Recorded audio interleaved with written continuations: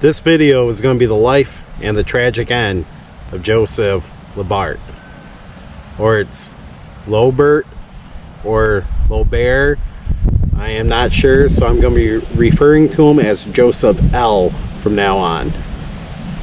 Viewer discretion advised.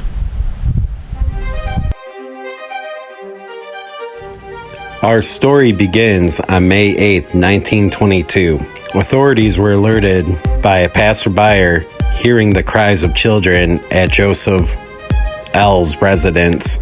When they investigated, they found a brutal scene where nightmares are made from. The scene was so horrific, the county sheriffs could not determine what happened and had to summon help from the coroner's jury to determine what exactly had happened. Now let's go back a few years to see exactly what led up to this event in Joseph's life and end.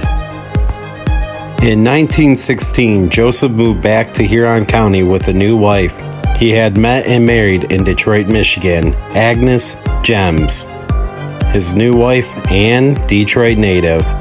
When they settled on a farm north of Elkton, Michigan, Joseph was known as a prosperous farmer in the community.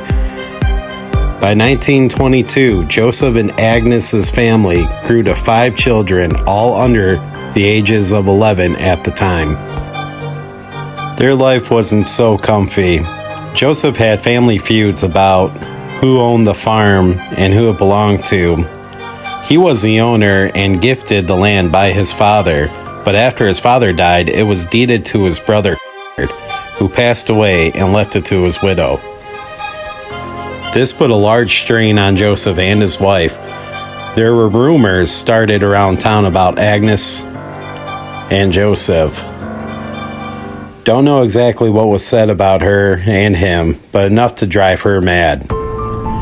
Agnes allegedly nagged Joseph constantly, and a disgraceful story went around town about the couple. A few days before the event took place, Joseph admitted to one of his brothers, "My wife is always sick, and I'm a nervous wreck." On Monday, May 8th of 1922, the 2 oldest children left for school, while the 3 youngest stayed behind. From what the coroner's office and the testimony of the 5-year-old concluded, shocked the whole nation. Joseph was sitting in a chair in the living room around 8 a.m. with his 2-year-old daughter sitting in his lap.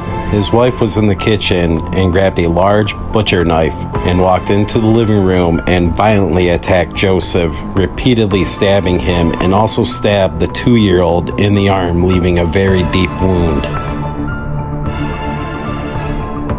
Joseph tried fighting off his wife and staggered outside and landed on the woodpile next to the house.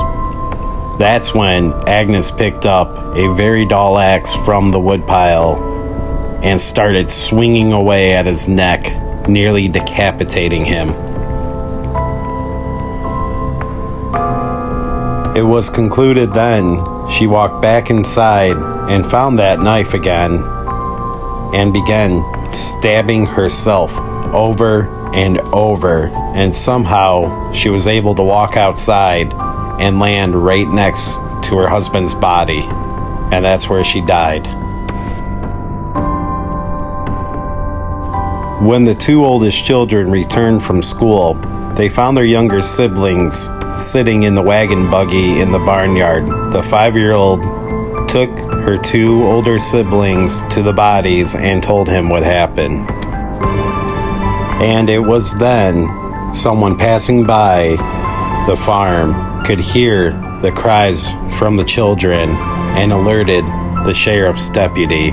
When a doctor examined the body of Joseph, he found defensive wounds to the hands and arms, indicating Joseph was fighting for his life and trying to fight off his attacker.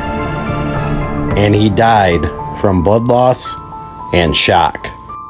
On May 11th, 1922, Joseph and Agnes were buried together. Jeez. I would not want to be buried next to my murderer. They had a small, private funeral. They left all 5 of their children orphans. The 5 children went to go live with their uncle, but their uncle had 6 of his own children, and later all the children were sent to different foster homes, being separated. The story was published all around Michigan and even made it as far as the state of New York. Whether it was madness or money struggles or other issues, it don't matter, because either way, they left 5 innocent children abandoned and homeless. If you are in a household with domestic violence in it, please reach out. There is help out there for you. You're not in this alone. Okay, so that wraps it up. I hope you guys enjoyed that video. It kind of makes you think, do you really think you could leave your children to be orphans? I definitely know I couldn't. And would you really want to be buried next to the woman that put you in the ground? I know I wouldn't. But if you guys enjoyed that, please remember to like and subscribe, and I can get you more content just like this. I'll see you later.